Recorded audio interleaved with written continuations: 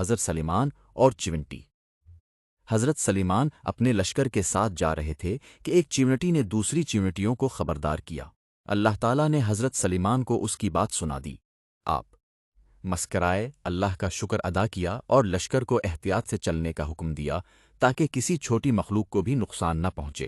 سبق: رحم، عاجزی اور ہر مخلوق کا خیال رکھنا اسلام کی خوبصورت تعلیمات ہیں۔ اللہ تعالیٰ ہمیں بھی رحم دل اور نیک انسان بننے کی توفیق عطا فرمائے، آمین۔ ویڈیو پسند آئے تو لائک کریں، شیئر کریں اور ہمارے چینل نور اسلام 92 کو ضرور سبسکرائب کریں۔